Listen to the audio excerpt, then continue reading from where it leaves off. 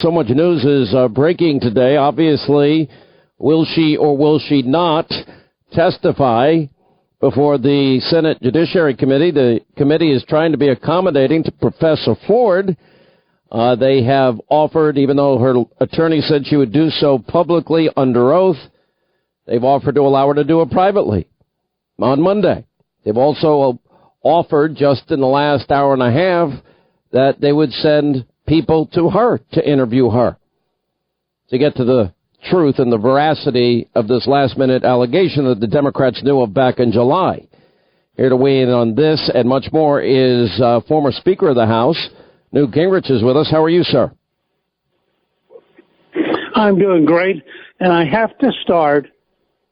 We can come back to that in a minute, but I want to start with three pieces of election news that I think are just so different from the liberal media. I just want to share it with our audience, Sean.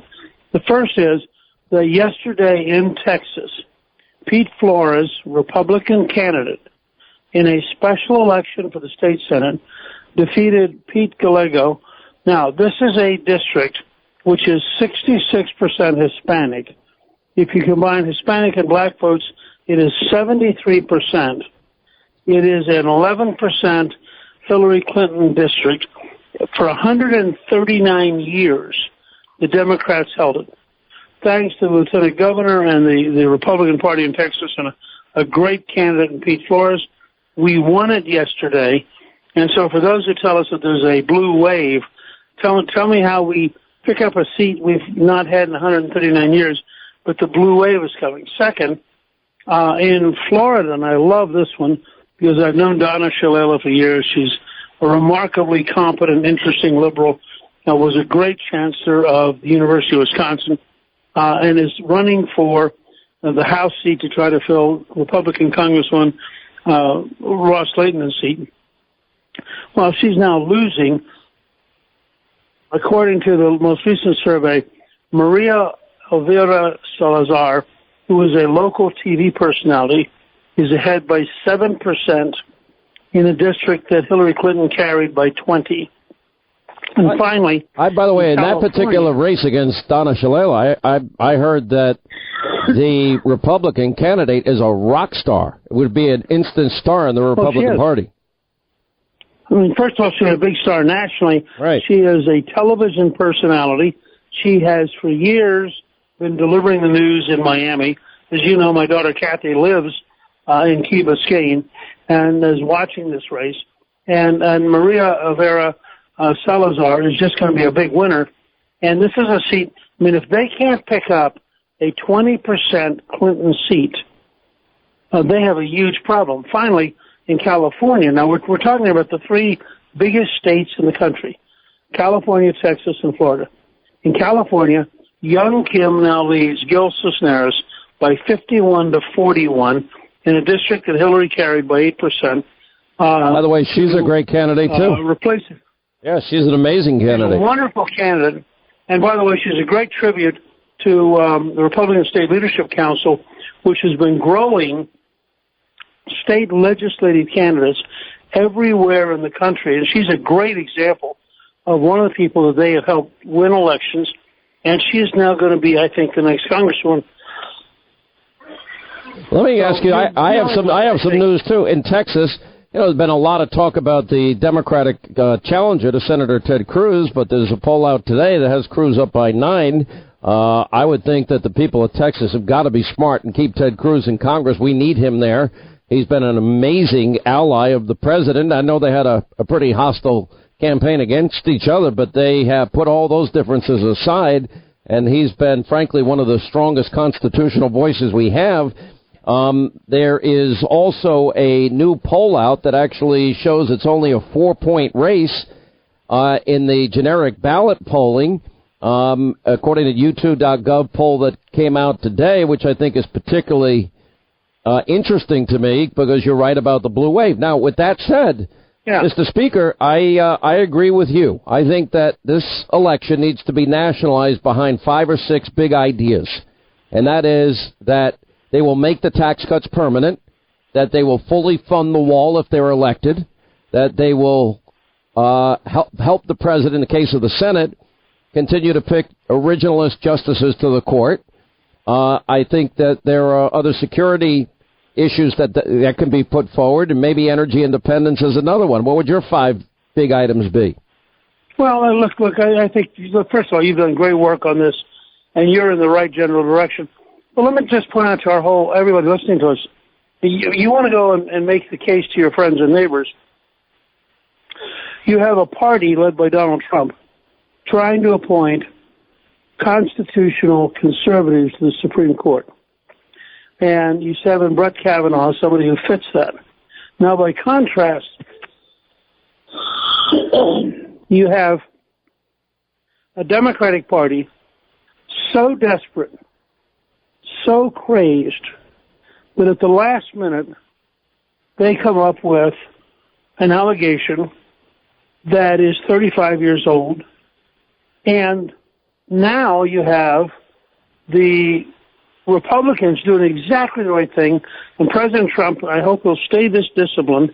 He has been perfect in saying, look, the accuser deserves her day in court. She deserves her time to explain her case. We all owe her the respect for doing it. And as a result, Senator Grassley has said, look, we're going to postpone the vote in the committee. We'll have a special hearing on Monday. And now let's bring in the accuser and see. At which point, of course, we now are living through, well, they may not show up. And so you have a dual question. One is, how can Senator Feinstein, one of the most senior members of the Senate, have sat on this information since July, except for the purpose of screwing things up and slowing things down in order to stop a constitutional conservative federal justice on the Supreme Court? Second, if this person is not willing to show up, not willing to testify, not willing to explain, I think the average American is going to say, this is really obvious. And the result will be that Brett Kavanaugh next week at some point will be confirmed for the Supreme Court. You know, Mr. Speaker, there's a lot in play, and there's a lot at stake in all of this. And there are certain things that I know about the Democratic Party now, 30 years, almost 30 years in radio, 23 plus at Fox, whatever it is, since 1996. And every election, and I back it up with tape and evidence, Republicans are racist, sexist, misogynistic, homophobic, xenophobic, Islamophobic. They want dirty air and water. They want children to die, and they want to kill grandma and throw her over the cliff. When it comes to Supreme Court nominations, now I do agree with you. I do believe that Professor Ford should be heard. It's a serious allegation. She's been given every opportunity. Her lawyer said she would testify under oath publicly. Now they've raised the bar. We need an FBI investigation. The FBI said this is not something within their purview to investigate. It's also 36 years ago. Now they want the Maryland Attorney General involved here. But it seems when you look at Ted Kennedy and the treatment of Robert Bork, and you look at the treatment of one of the greatest justices in our time, Clarence Thomas, and this last minute, they had this since July, I think people also have a right to be skeptical of the Democrats. And they're all, all these people that come out and say that they believe her. I believe her. First of all, she only told the story in the Washington Post. She doesn't remember even the year or where this all had occurred. The one witness says it didn't happen, although he has, I guess, had drinking problems at the time. But okay, the judge denies it.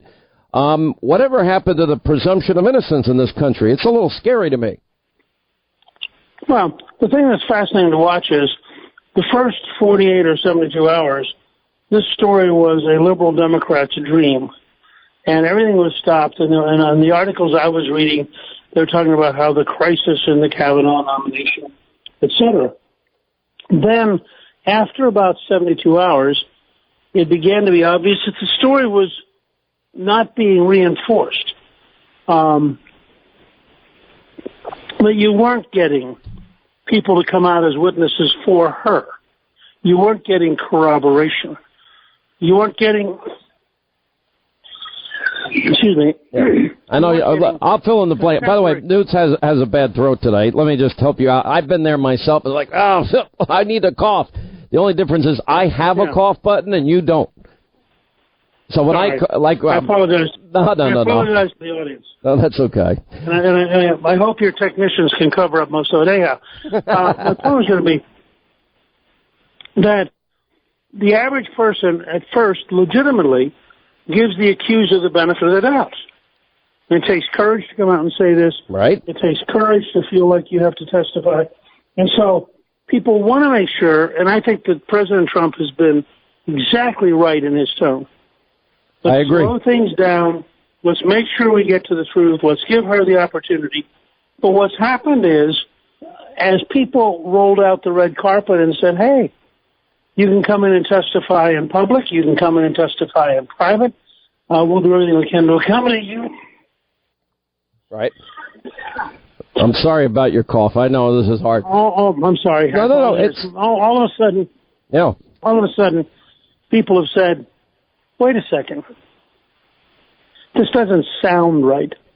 And that's why in the last 48 hours, I think you saw the tide turn pretty dramatically. And people, even Republican senators who had been skeptical, are now swinging back and saying, well, look, she has to testify by Monday, or I'm a yes, because I'm not just going to have Senator Feinstein manipulate the system at the last minute in order to block everything. And I think, if anything, it's now starting to really weaken the Democrats and put the Trump state Democrats in the Senate in a real box. I mean, do they stick with the left and a story that has no support, no validity? Now, again, we have to wait and see until Monday, but I think the burden now has shifted from Kavanaugh to his accuser. We'll take a break. We'll come back more with Speaker of the House, Newt Gingrich, and we do hope you feel better. I know you've had a cough for the last number of days. We'll ask you about Democrats now wanting to precipitate a constitutional crisis as the president has asked for declassification and unredacted information, and they are saying, oh, don't listen to the president. In other words, defy the Constitution and what is the obvious authority of the President of the United States. More with Newt Gingrich on the other side.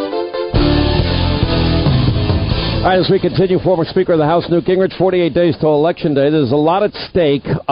You're right, it's now a 4-point race, and the generic ballot poll that came out in the Hill, was in the Hill today, and Republicans are maybe in this race. I think what you pointed out earlier is true.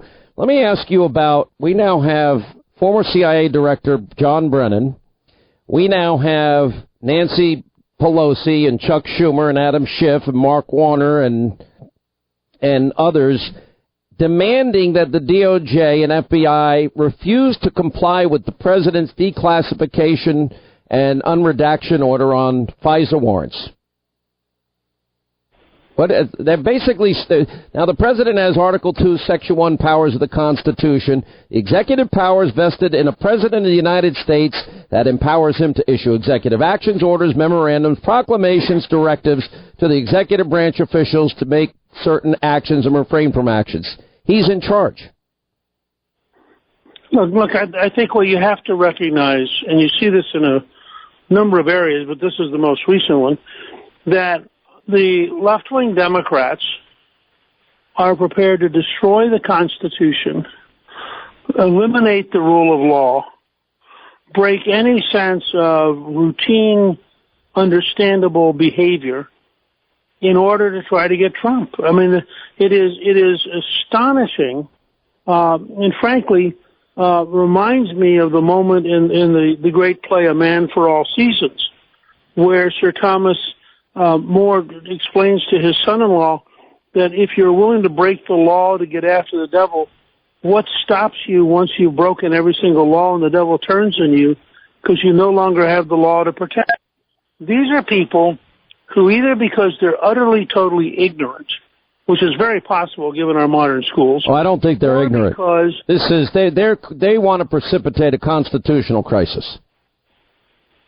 Well, look, it is a constitutional crisis. That's what we're living through. We have a deliberate, continuing effort to create a bureaucratic coup d'etat to repudiate the American people and impose the wishes of left-wing activists and bureaucrats on the United States of America. I mean, We should understand that. We're in the middle of a struggle right now that is outside anything we have seen since the Civil War, and it is an enormous problem. And these people are playing. Look, they're like children playing with a nuclear weapon. They have no idea the dangers that they're running and what they could do to the United States of America. And this is true whether it's Nancy Pelosi or it's Chuck Schumer or it's Elizabeth Warren. I mean, all these people wander around and they say things which, if you think about them, represent the end of the United States as a constitutional republic governed by the rule of law. And it is an enormous threat to our country. All right, Mr. Speaker, thanks for being with us. Hope you feel better.